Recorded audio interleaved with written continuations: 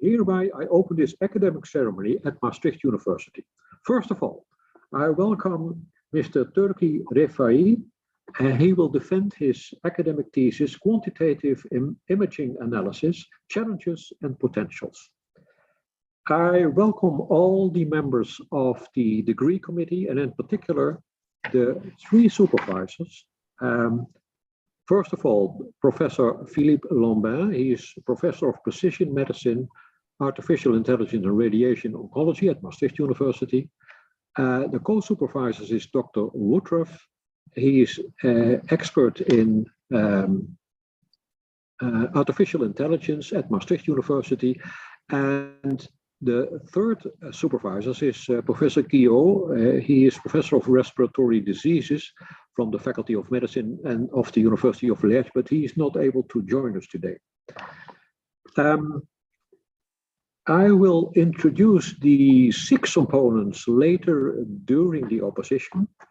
And of course, I welcome the audience and all followers and hearers of the live stream. Mr. Refaee, may I invite you to give a summary of your thesis? Please go ahead. Yes.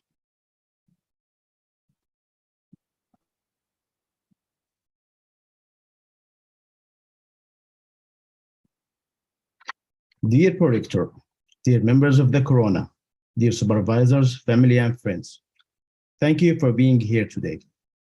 In the coming 15 minutes, I will be presenting you shortly about some of the work performed during my PhD trajectory to obtain my PhD degree from Maastricht University. This thesis is titled Quantitative Imaging Analysis, Challenges and Potentials. This thesis is divided into 4 parts. Part 1 is a general introduction. Part 2 is about the challenges facing handcrafted radiomics. Part 3 is about the application of handcrafted radiomics and deep learning. And part 4 is about general discussion and conclusion of my thesis. For today's presentation, I will be focusing on part 3. Medical imaging has become a cornerstone in clinical practice. As we can see in this image, there are different modalities of medical imaging, including but not limited to X-ray, computed tomographies, and magnetic resonance imaging. The different modalities are used for a wide range of clinical presentations for all ages in order to diagnose, to plan surgeries or medical treatment, or to follow up the progression of patient. The recent decades have also witnessed some great advances in technology, including computational powers. Artificial intelligence as a scientific field has also expanded dramatically due to the ability of performing high computational tasks in significantly shorter times. It has been successfully implemented in different sectors, such as self-driving cars and fraud detection. On the other side, advances in medical imaging have also been achieved. Due to the widespread use of medical imaging, hospital archiving systems are overflowing with medical images. And the large storage spaces available for hospital systems have presented an opportunity for investigating the role of artificial intelligence in analyzing medical images and ultimately improving patient care. And radiomics was brought to academia about a decade ago. Radiomics include a handcrafted branch and fully automated branch. Handcrafted radiomics refer to the high throughput extraction of quantitative imaging features from medical images, which could be further mined to find the clinical correlations and develop artificial intelligence solution. The hypothesis is that handcrafted features can decode biological information about lesions that cannot be decoded by human eye. The workflow of radiomics starts with collecting the medical imaging data, and then the lesions of interest are identified and segmented on the scan by experts. Following that, a software is used to extract the handcrafted features from the region segmented. These features describe different information about the intensity value distribution, shape, and texture of the region of interest from the original scans. In addition, filters can also be applied to the original scans before extraction to extract filtered features. After the extraction of radiomic features, the selection of stable, important, and predictive feature is another significant step in the radiomics workflow. After the selection of the best radiomic features, machine learning algorithms, which are a part of artificial intelligence, are employed to develop signature that could be used to aid clinical decision-making. Deep learning, on the other hand, is a method that learns different features and representations from the image data without the need for explicit feature engineering. Deep learning methods usually involves feeding the images directly into convolutional neural networks. Neural networks are models that have an input layer, a number of hidden layers, including convolutional layers of feature extraction and pooling layers for feature aggregation, and an output layer that produces a certain prediction. Each layer is in the neural network models consists of nodes that connect to the all nodes of the previous and next layer. Each node has a certain weight, and if the output of a node passes a certain threshold, it activates and passes information to the next layer, eventually leading to the output layer that produces a certain prediction. Since the introduction of the field, a large number of studies have been performed. And if you do a simple search on PubMed using the term radiomics or deep learning, this is what you get. As you can see, there is an exponential increment in the number of studies published every year. Number of applications for handcrafted radiomics and deep learning have been performed, including but not limited to lung cancer, liver cancer, kidney cancer, brain cancer, and breast cancer. And this brings us to the application of radiomics and deep learning performed in this thesis. Interstitial lung diseases is an umbrella term for a large group of over 200 pulmonary disorders. One of the most common type of interstitial lung diseases is idiopathic pulmonary fibrosis. It is a condition in which the lung becomes scarred and breathing becomes increasingly difficult. It is a progressive illness with unknown cause, targeting older adults, and marked by decreased lung function. IPF is associated with histopathologic and radiological pattern called usual interstitial pneumonia, or UIP, which is a hallmark for IPF diagnosis. High-resolution computed tomography plays a crucial role in the diagnosis of UIP and has a significant impact on medical decision-making. However, the visual diagnosis of UIP using high-resolution computed tomography is a difficult task, and high inter-observer variability is associated with it, even with the experienced radiologist. Therefore, computer-based quantitative methods capitalize on detailed information available in images and have the potential to increase precision and reproducibility in the evaluation of IPF on CT images. Now, I'll present the result of the two application study performed in my thesis. In this study, we try to investigate the role of handcrafted radiomics for the classification between IPF patients from ILDs other than IPF patients. The research questions for this study are: can radiomics feature decode biological information from specified region of interest within the lungs that can be used to diagnose IPF with UIP pattern? And second, can the shape of the trachea be a complement handcrafted features that would help in the classification of different types of ILDs. The volume of the trachea was observed to differ significantly between the control, IPF with UIP, and ILDs other than IPF patients, as shown in these images. In addition, when we performed the feature selection method, the volume of the trachea was selected as an important feature for all models, except for the classification between normal and ILDs. This graph is an area under the curve from the receiver operating characteristics, which is a performance measurement for the classification problems at various threshold settings. It tells how much the model is capable of distinguishing between classes. Higher the AUC, mean close to 1, the better the model is at predicting certain classes. For the classification between normal lungs and lungs with ILD disorders, the AUC of the classification model was 1 invalidation.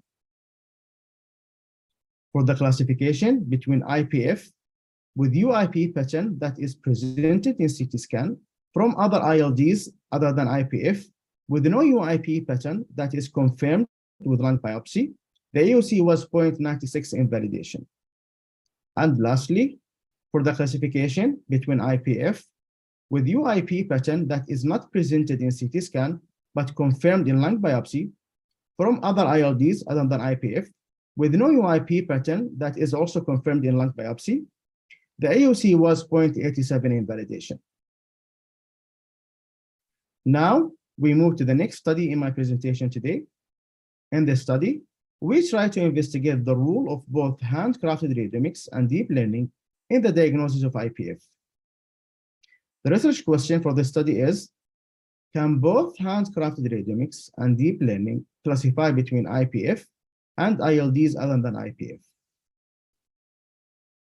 When we try to classify between IPF and ILDs, both handcrafted radiomics and deep learning achieved a similar AUC in the external dataset.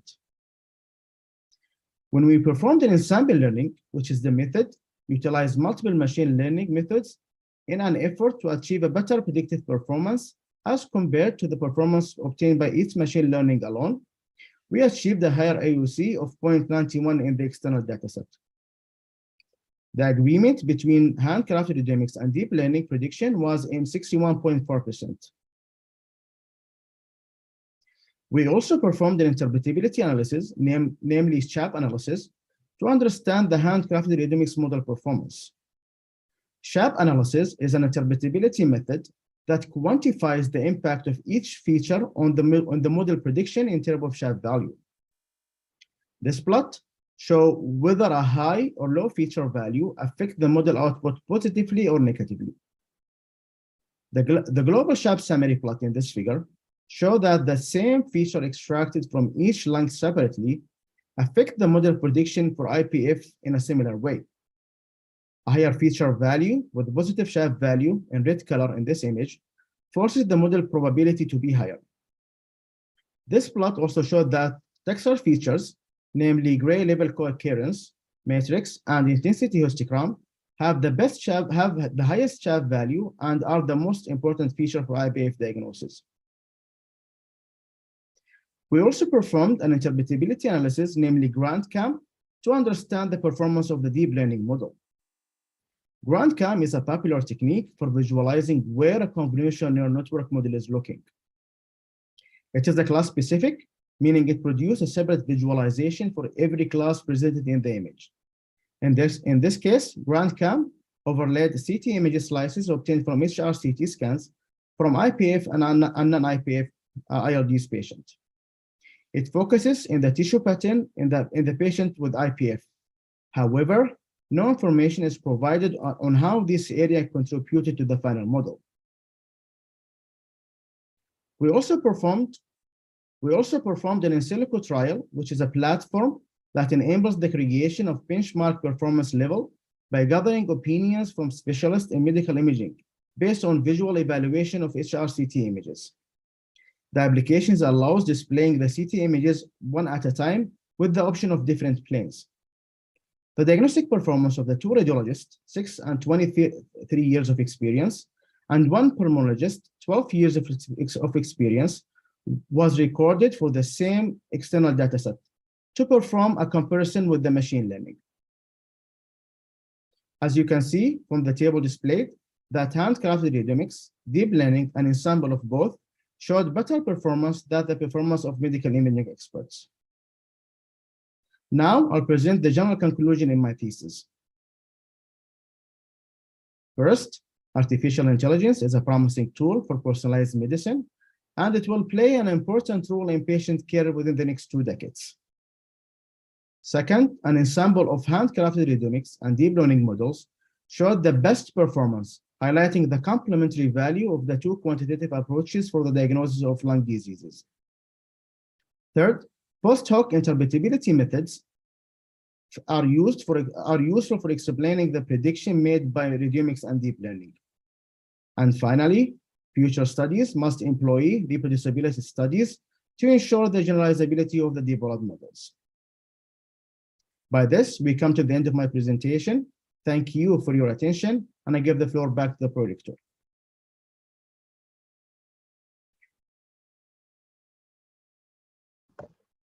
Thank you very much, Mr. Refaee.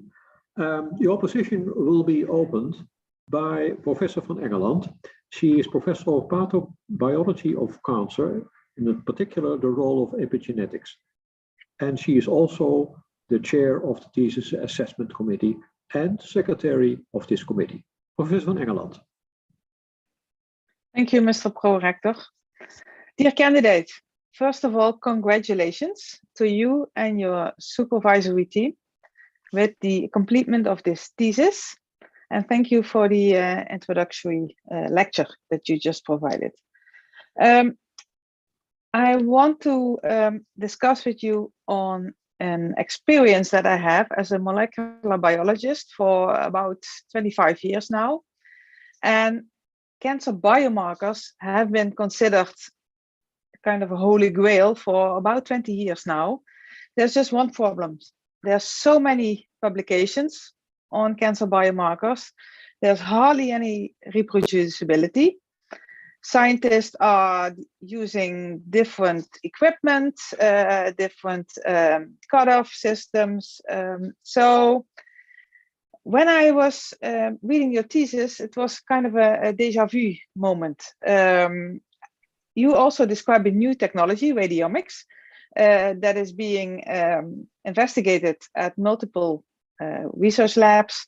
There's different brands of equipment that are being used, and you address this reproducibility issue very clearly in part 2 of your thesis. I really appreciate that you address these methodological issues, because otherwise it would be really hard to bring this to the clinic. So you do address it in this thesis. Your group has addressed it in multiple papers. But do you think that is enough to make the transition to the clinic? What do you think needs to be done, and which parties should be involved in preventing the mistakes that we have made in the cancer biomarker field? Highly esteemed opponent, thank you very much for your kind word and your questions. Indeed, radiomics is like an interesting and promising field of research. However, it comes with a technical issue, such as the reproducibility of handcrafted radiomics. I think reproducibility is just a cornerstone in order to make radiomics as a biomarker in the clinic. So for a biomarker to be a biomarker, it has to be reproducible. So I believe the first step to make sure that handcrafted radiomics will translate to clinic, it should be first reproducible. And then after that, I think we should perform a prospective studies that investigate the role of handcrafted radiomics and integrate other factors, such as like clinical factors, to get the most use of this technique. Okay, thank you. But do you think that would be enough? Prospective clinical trials and scientists promoting this novel technology? So I think it's not enough. More investigation has to be done in order to investigate the full potential of this technique. Yes. So as a scientist, I have been writing, I think by now, 3 or 4 papers with recommendations for the biomarker field to really bring this to the clinic. It's my personal opinion that we cannot do this alone as a scientist.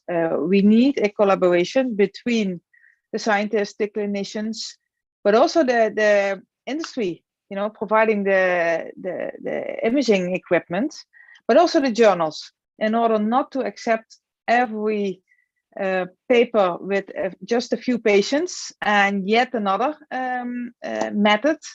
So how would you envision this in the future? How would the radiomics field have to work together to make this happen? Indeed, there is a lot of radiomic study has been published with the high number of patients or low number of patients as well. So indeed, I think for the future, for example, the journals, they should consider, because there is a lot of application of handcrafted radiomics already published. So I think from now on, they should also consider the reproducibility of handcrafted radiomics. They have to make sure that they publish that papers that investigate the reproducibility to ensure that to ensure that it will be too easy to be implemented in the clinic. Okay, thank you. So I have another question. You just mentioned in your introduction that you foresee a role for this technology in the clinic in 20 years. I think you literally said in 20 years this will be an important technology and it will be used in daily routine practice. How is that role exactly? What is the role of the clinician? What is the role of the radiomics? How good will the resolution be? What can we expect? So I think for now, I think it's going to be like different steps. So first, we have to identify the most reproducible features at the beginning, and then we should make a collaboration with, for example, the clinician, the companies that produce the machines, and try to increase the awareness of this technique and how it will help in the future in the diagnosis of patients.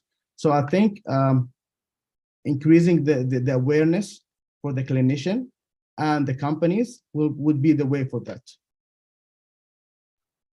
Okay, and I've doing some reading last night, and I saw some very interesting papers indicating that this technology could, for example, separate molecular subtypes. And there's a lot of work now on molecular subtyping of diseases in order to provide the best prognostic and predictive potential. What do you think?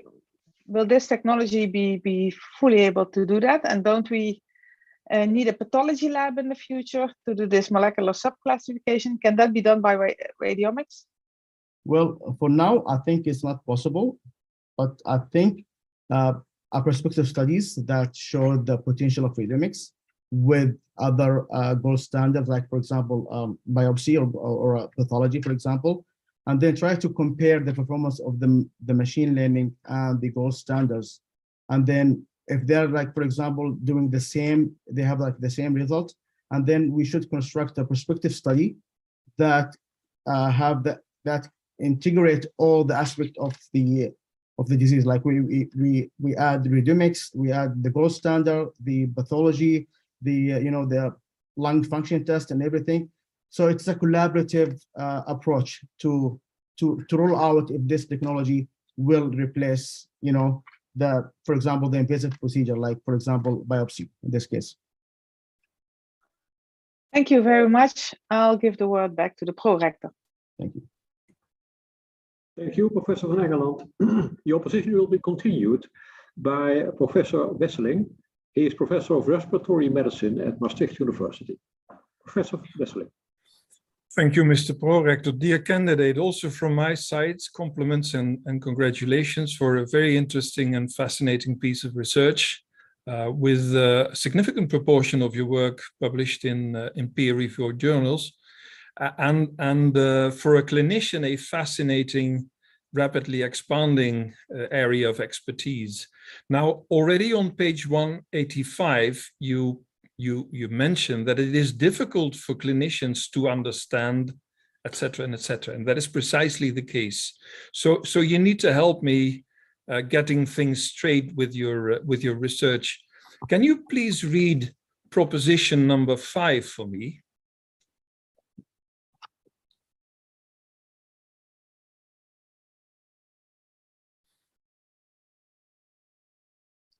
Handcrafted radiomics and deep learning contain additional diagnostic information over standard clinical variables in idiopathic pulmonary fibrosis. Thank you very much. That was what I saw also. On page 176 in chapter 7, you mention these clinical data, including age, gender, body mass index, forced expiratory volume in 1 second, FVC, diffusion capacity. Can you think of any other clinical data that could improve the diagnostic accuracy of your model? Highly esteemed opponent, thank you very much for your question and your kind words. Indeed, there are a lot of clinical data that it has to be, or we should include it when we try to create a model. Like, for example, in this chapter, I mentioned the pulmonary function test, but however, there are more clinical data, for example, gene expression, demographic of the patient, like the smoking history, and, you know, yeah. I mean, there is a lot of clinical parameters that we should include. Yeah, and if you do that, would that mean that the benefit of using your techniques over the conventional clinical reasoning would increase or get or decrease? Yes. So I would assume including this clinical parameter will enhance and give a better picture of how the model works, and to give more insight on how this model works. Okay, thank you. You've just shown in your introduction the figure 6 in that same chapter on page 183, and that is the heat map of interstitial or of fibrosis and other interstitial lung diseases. Yeah. When I look at that model as a clinician, has that been corrected for lung volume, for instance, or for other lung function parameters? Because I would consider that to be more a function of lung volume than of lung parenchyma characteristics. Can you elaborate on that? Yes. So in this image, it's called the GrandCam, which is an interpretability method to visualize the model, the deep learning model. So it happens that we did not correct for any lung volume. So in this image, we show that we extract this image from the very last layer on the CT scan, and it doesn't show any correlation with the lung volume, for example. Okay, thank you. Can we switch to COPD? You've done research on emphysema in COPD and the added value of having these techniques in interpreting CT scans. Now, in your references, you have 3 or 4 versions of the GOLD guidelines. Currently in GOLD, the emphysema scores or CT findings are not included. How would you suggest we redesign the GOLD guidelines for staging COPD to include CT findings based on your own conclusions and recommendations? Yes, so for that, I would assume using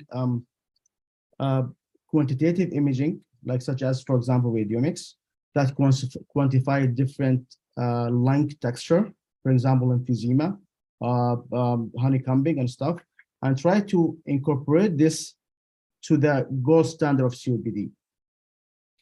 Now, GOLD is a worldwide document. Yes. And I could think that in some countries we would have this technique available.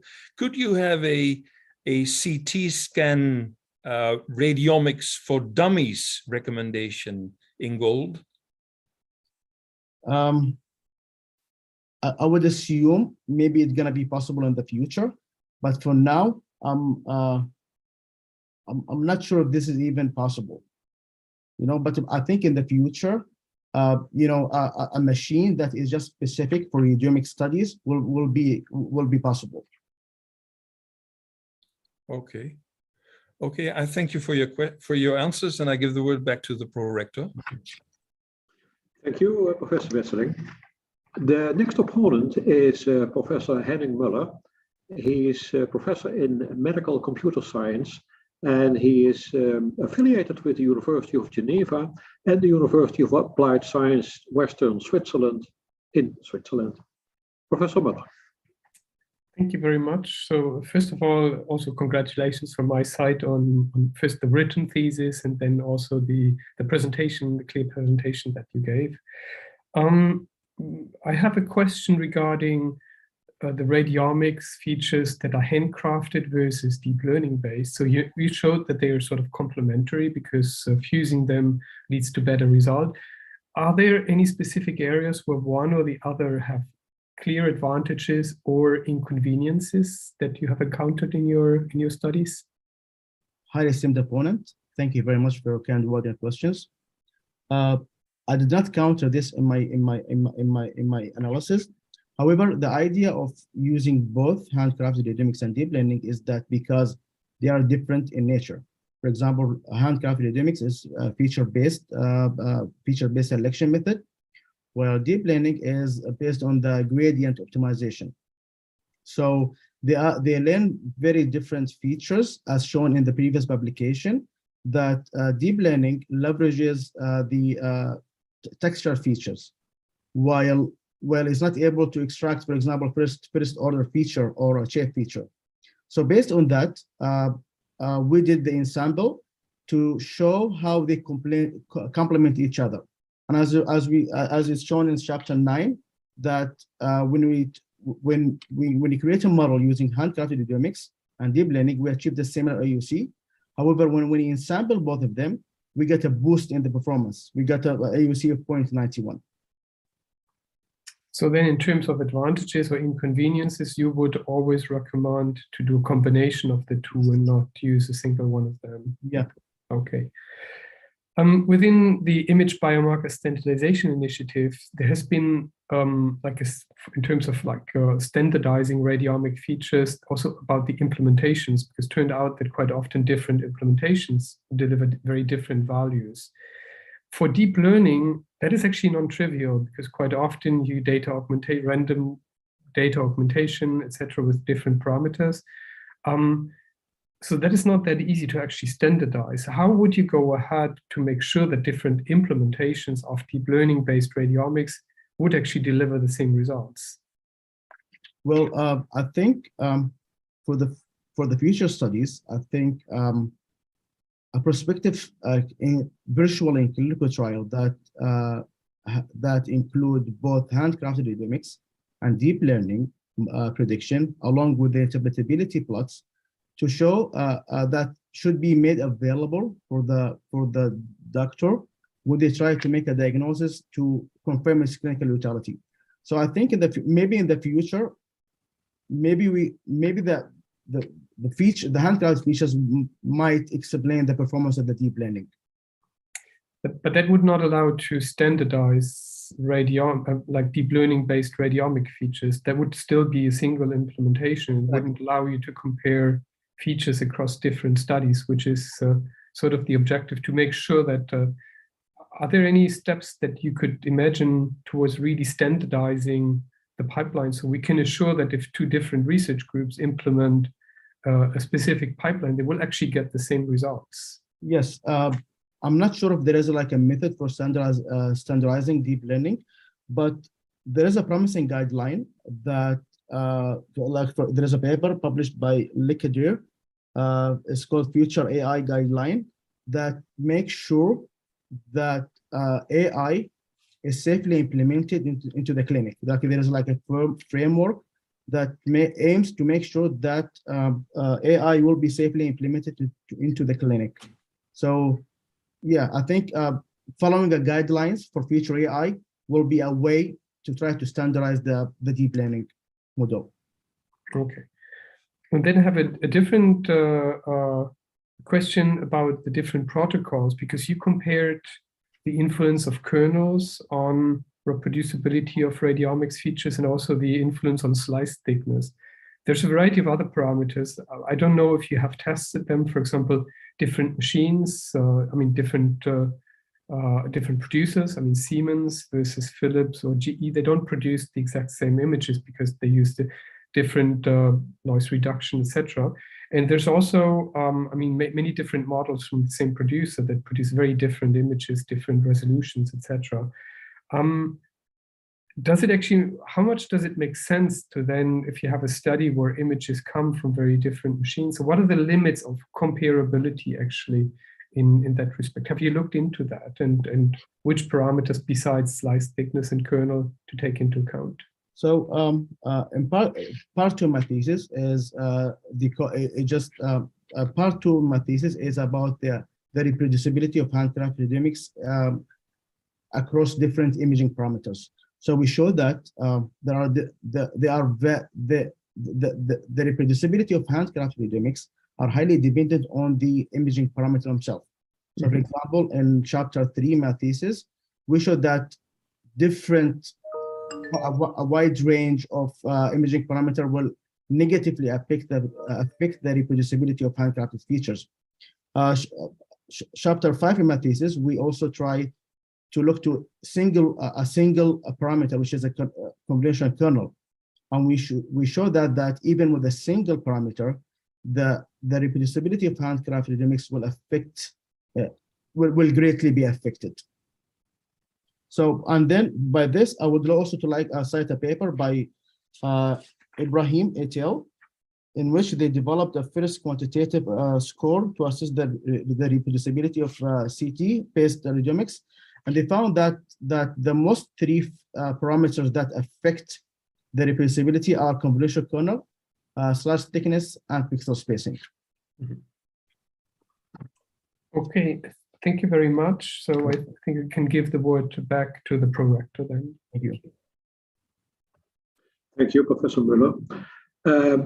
The opposition will be continued by Dr. Zegers. She is a senior scientist and technical physician, clinical research at Maastricht Clinic in Maastricht, the Netherlands. Dr. Zegers. Thank you. Dear candidates, dear Turkey, my sincere congratulations with your thesis. I really enjoyed reading your work, and also my congratulations to your promotion team and your family with this work. I still remember when you started your PhD, so I'm very happy to be part of this ceremony today. But of course, I also prepared a few questions for you, which I hope we can elaborate on further. So you did a lot of work on the pre and processing of the images to achieve more reproducible radiomic features. But still in chapter 3, you conclude that the standardization of the image acquisition remains the cornerstone for improving the reproducibility. So what, in your opinion, is it feasible to focus on the standardization of the image protocol? Or should we stop focusing on the generalizability and develop models which are vendor or image acquisition specific? Esteemed opponent, thank you very much for a kind word and question. I think we should stick with the standardization of imaging parameter because it's the cornerstone. So the idea of radiomics is to create a generalizable models that are stable, robust, and easy to be translated into clinic. So it has to be a biomarker.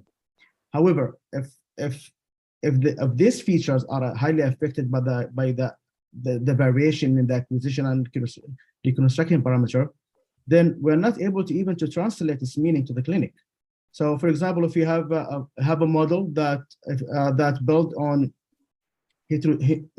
homogeneous data, like for example, you have a data that require the same, and then try to validate that on another data that is acquired heterogeneously, this is not even gonna make any sense, give like any sense, because we will never translate this to clinic because the features are highly different.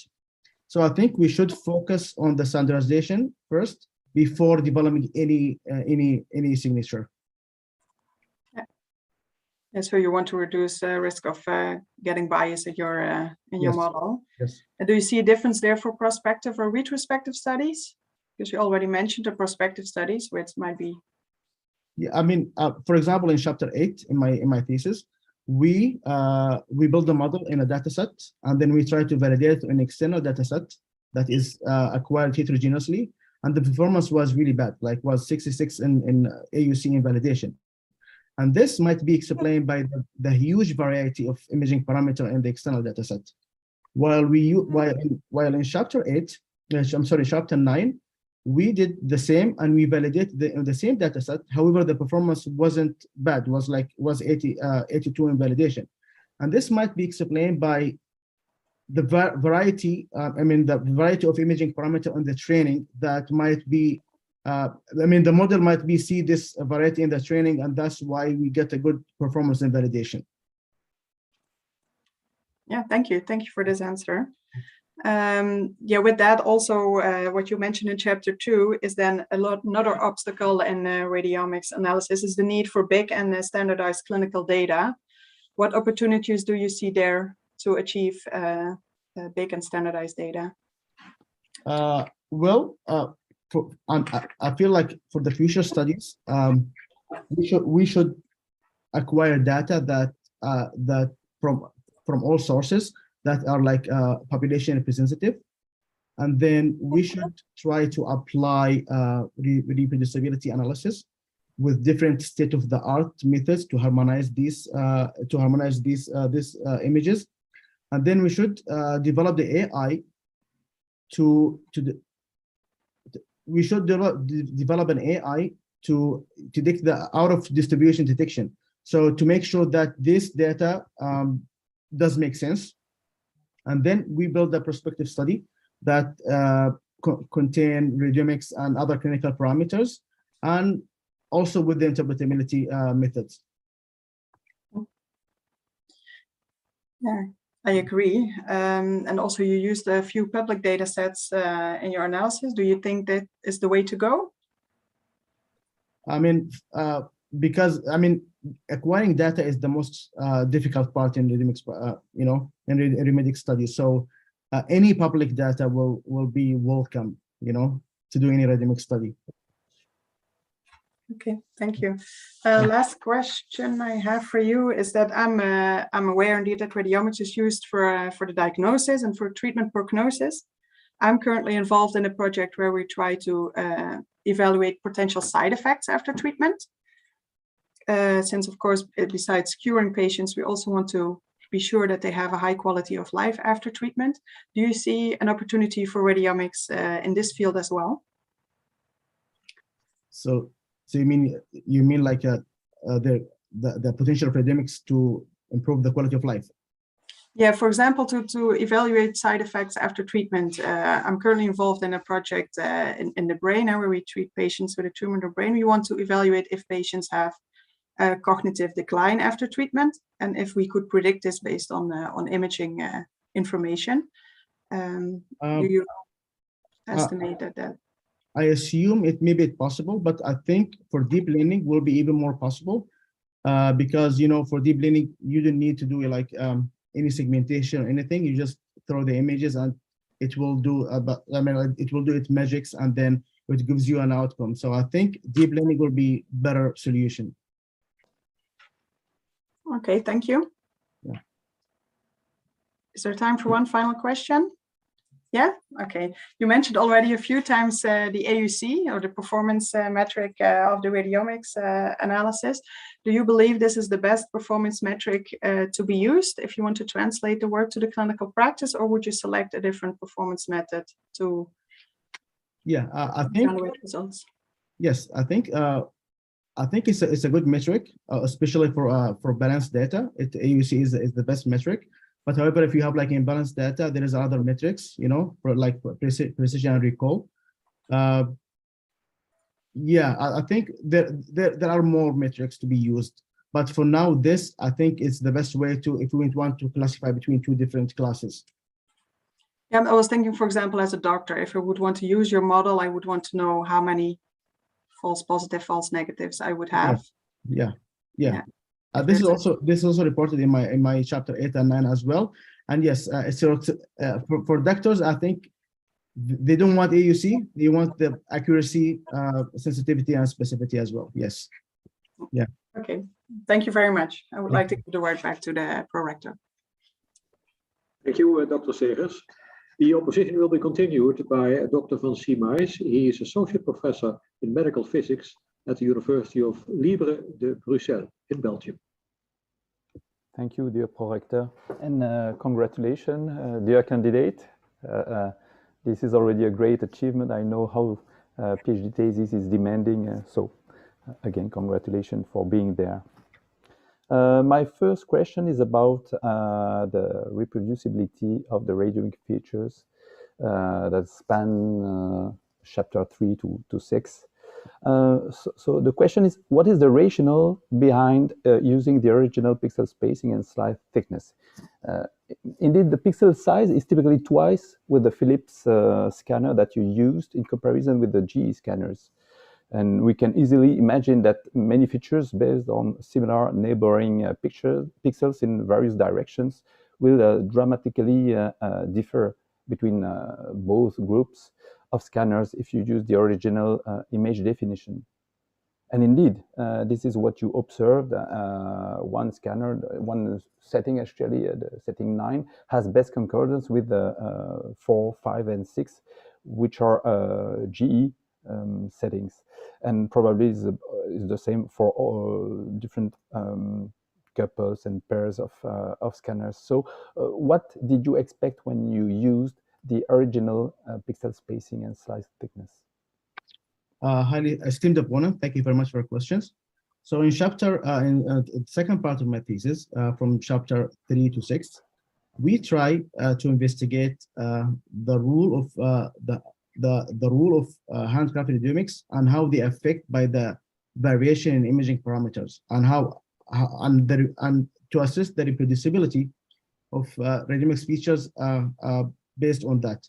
So, for example, in chapter 6, we did an experiment where we tried to investigate the reproducibility of handcrafted radiomics using where all the imaging parameters are fixed except for the pixel spacing, and we try to investigate the different interpolation methods and combat harmonization to see if they correct for this variation. And we did 4 scenarios where we extracted the radiomics feature directly without any pre-processing, and we found out that even without any reprocessing, the radiomics feature still affected by the variation in pixel spacing. So yes, we assume that if you even have a single parameter, for example, in chapter 6, which is pixel spacing, it will affect the reproducibility of handcrafted radiomics. Okay, thank you for the answer. So indeed, in chapter 6, you studied the resampling and interpolation methods, but you did not deliver a general conclusion about chapter 3, 4, 5, and 6, and what's the place of dataset resampling? Is it better to downsample or to upsample the images, or maybe some resampling somewhere in the middle between the low resolution and the highest resolution data set. So what is your feeling about that? Is it better to upsample the data, the low resolution and low definition data sets, or is it better to downsample the highest resolution CTs? Well, in chapter 6, indeed, we tried to different combination. So we tried to use a unified in plane pixel spacing. So we tried the largest pixel spacing and the medium and the lowest. And we found out even with all this variation, radiomic features still affected by this variation.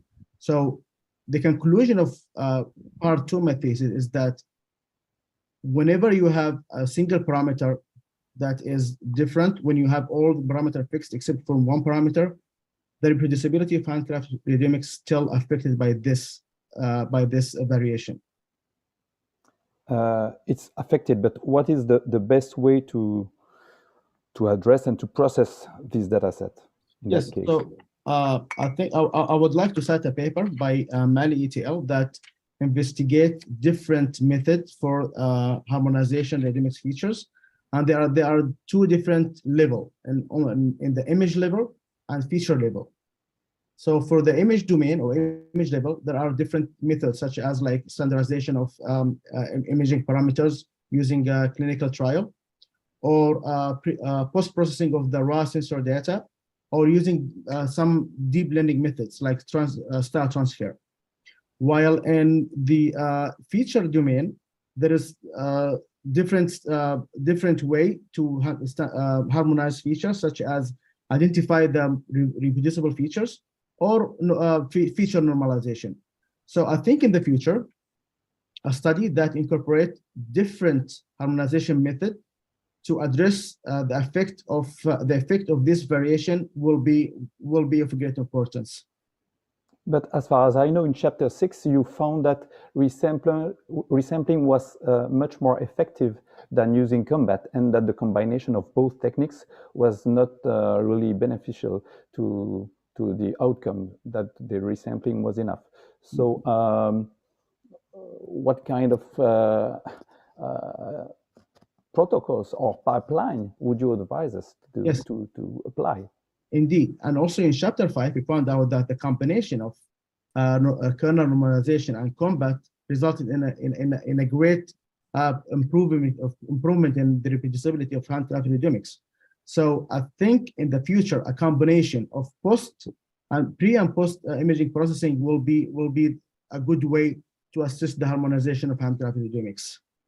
Okay, I missed that point, but in the clinical application of radiomics, so chapter 8 and 9, what kind of techniques did you apply with your data sets based on your findings in the previous chapters?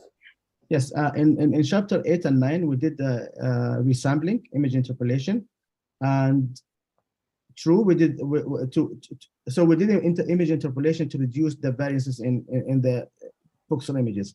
But however, we cannot assess the reproducibility, or we cannot assess how these resampling affect the model, because we don't have the data, and there is no data available for that to be assessed.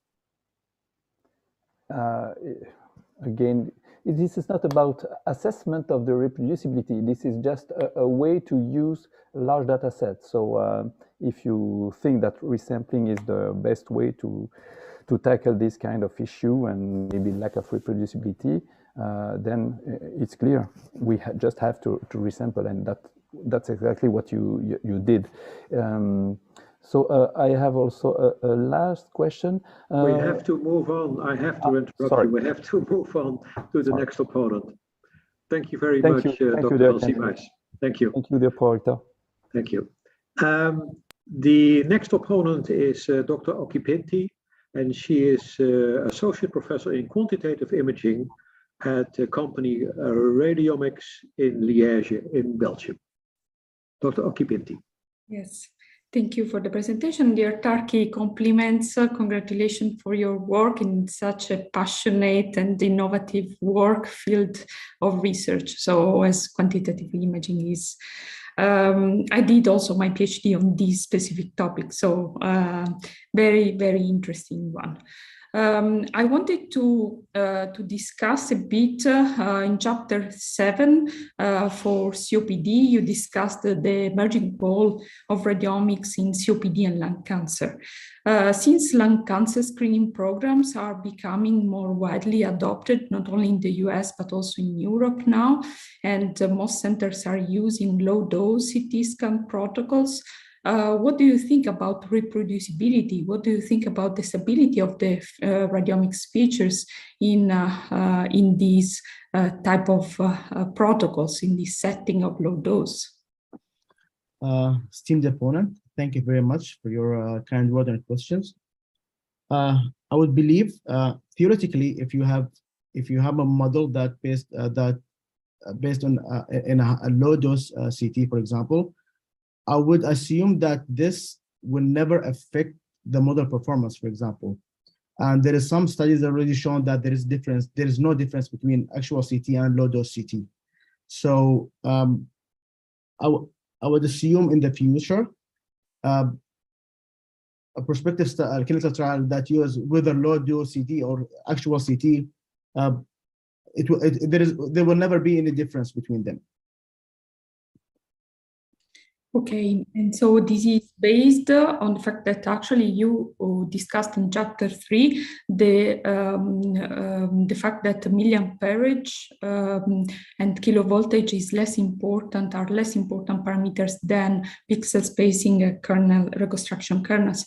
But taking into account the fact that with low dose CT scans we should use like iterative reconstructions also, do you think this could affect or still should not be a problem? I'm not aware of this, but I think more investigation into this will be, I mean, we have to do like more research on that because I haven't seen any like study that use what you just proposed, you know? Yes, okay, good. And then another question still on the COPD patients for the assessment of response to therapy.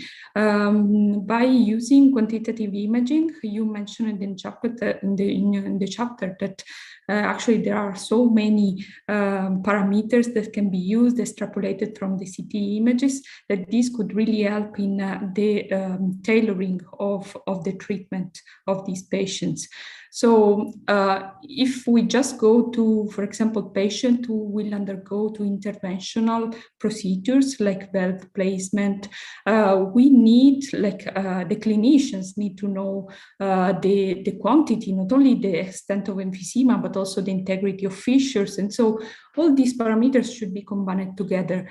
Would you suggest indeed a kind of model combining, because right now the clinical routine is just taking these quantitative parameters by themselves, just alone. What is your view on this?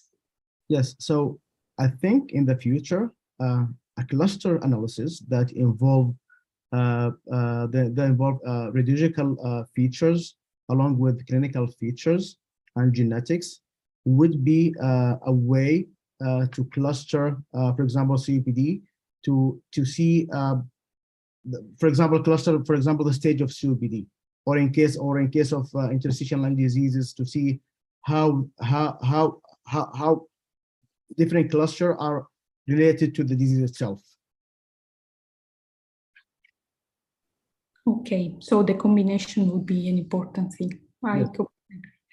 And the last question, what do you think about the importance of intra-scanner variability? Because you mentioned this in your thesis a lot. So differences between inter-scanner and intra-scanner variability, and which role could have a radiologic technician, technologist, for example, in the standardization of this? Yeah.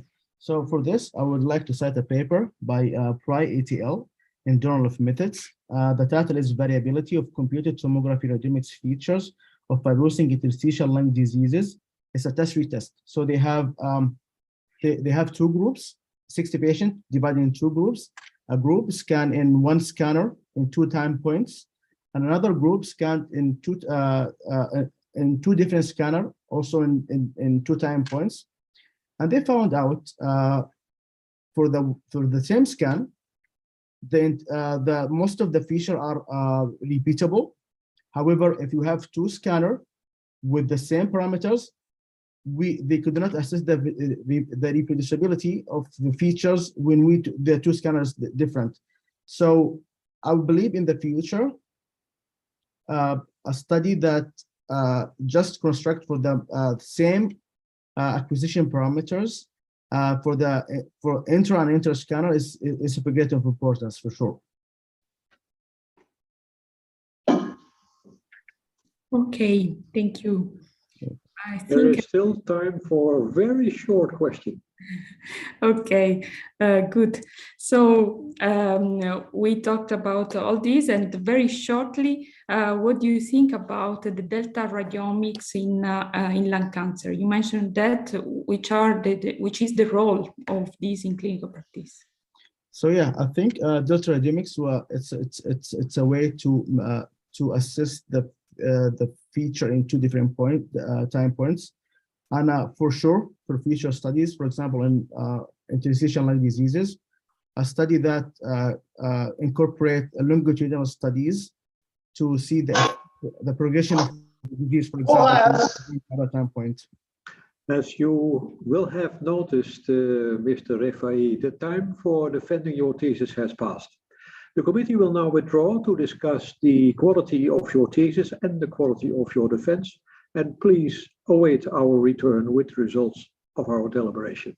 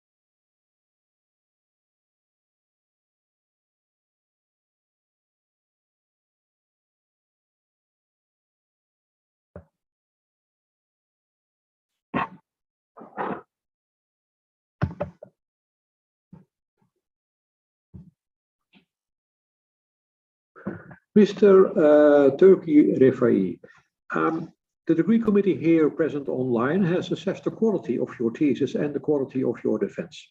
And in view of his positive verdict, and of course taking into account your previous qualifications, the degree committee has decided to grant you the degree of doctor. Professor Lambert is authorized to confer upon you his academic distinction in accordance with Dutch university custom and law. I invite your supervisor now to take the floor. Professor Lambert. Please unmute your microphone.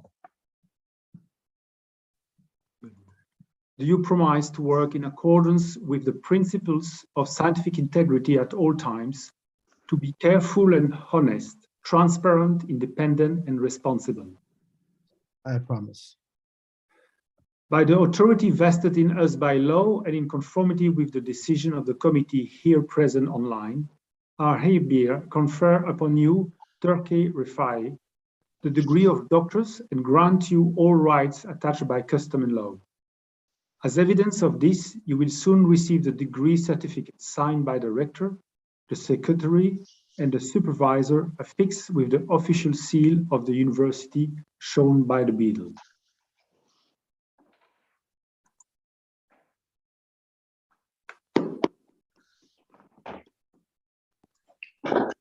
Dear Turkey, you did it. Nearly 6 years later, after you started, in September 2016, if I'm not wrong, and then the title of your thesis was Radiomics on Normal Tissue. And that was the first for us, because all the work we have done before you was on oncology, and you started really something new in our department. But first, who is Turkey? Well, you have an undergraduate degree of diagnostic radiology in Saudi Arabia. And then you got an undergraduate degree on nuclear medicine in Thomas Jefferson Hospitals in Philadelphia in the US, followed by a master's degree in CTPET, also in Thomas Jefferson. You are married and you have one daughter of 10 years old, Rogine, which seems to have a strong influence of you, because we heard that she convinced you to try to be cool like the parents of her friends and start biking and swimming, and you did. You started biking successfully, but you didn't start yet the swimming, even so you live next to the swimming pool of Maastricht. You have a very gentle personality. You integrate very well in the group. So often you brought some tea and chocolate and in the department, and when we asked you why did you do that, you said just to make you happy. So your work, we realized that was not an easy ride, because you started just between the transition between Mastro and precision medicine. And then we wanted you to start on lung, the normal lung. And you start with preclinical work, which didn't really work because the data were not of good quality enough, right? And then we tried to get some clinical data from a famous Dutch hospital that we will not name, but we didn't succeed there. And then luckily we got some good data and also some expertise from the Université Libre de Bruxelles, represented here by Gaëtan Dancimas, which led to this beautiful paper published in Journal of Personalized Medicine this year on the usual interstitial pneumonia. And then also we got some data from University of Liège, more than 600 patients with in silico clinical trial, explainability techniques, a combination of handcrafted radiomics and deep learning. And then I think it was probably those two papers were one of the cherry on the cake of your thesis, I would say. And also there you discover this new radiomics feature, which you didn't mention so much, which I really love, which is the volume of the trachea, which is actually very explainable, easy to understand, and actually very powerful to distinguish the different subtype of lung disease. And I also like very much your papers on reconstruction kernel normalizations, because for us it's a really practice-changing paper. Now everybody in the D-Lab will use this technique that you pioneered in that paper. So after nearly 6 years and a lot of hurdles, also the COVID lockdown, which was devastating for the D-Lab, right? It was not fun to do all this AI work in your room without any contact. You managed to have 20 papers in PubMed. And that's also show your ability to collaborate, your ability to help several people. So I really see your arrival in our department as a sort of a gift, because it allows us to work in a totally new area, which is pneumology. Otherwise, it would have been very difficult for us to get a grant to start there. And now we have a track record. We can start to continue that work in pneumology. And then I wish you a lot of success in your future career. I know you will continue this type of work in Saudi Arabia. And then the legal department of Maastricht University has a memorandum of understanding ready to try to collaborate structurally, share our software or code, eventually share data. So I want to congratulate you. I realize those 6 years were not easy, but you made it. You can be very proud of it, and congratulate your family as well. And I wish you the best of luck. Thank you.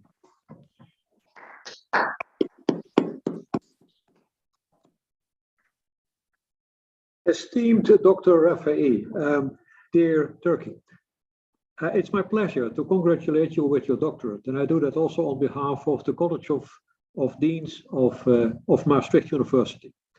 And maybe I may share some impressions of the committee of your thesis and of your defense. Well, we first of all, we enjoyed your clear and well-prepared presentation with the summary of your thesis. And well, also the committee enjoyed reading your thesis. It's well written, it presents good research, which is well published. So we are well, very grateful for having this information and these novel developments that may be applied in the near future. So thank you for that. With the defense, we are satisfied, but we also noticed that you are struggling with some of our questions.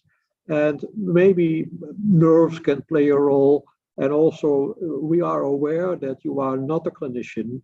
And with respect to those questions, we fully consider that that may be very difficult for you.